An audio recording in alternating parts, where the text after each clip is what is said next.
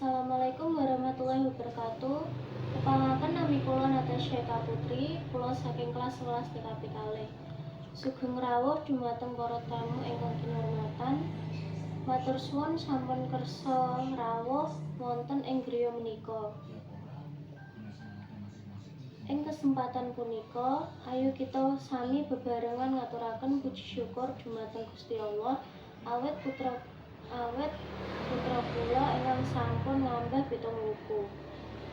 Upacara pitanem punika minangka adat kang nglambangake rasa syukur lan pangajab becik tumrap sang anak. Kelampahanipun kalebet penyajian sesaji, pangajab donga bekti, lan panyuwunan berkah dhumateng Gusti Allah Subhanahu wa taala. Mugi sang anak diparingi kabegjan lan dadi pribadi ingkang utama.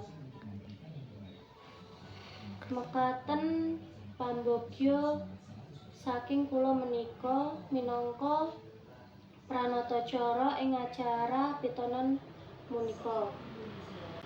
Mugi acara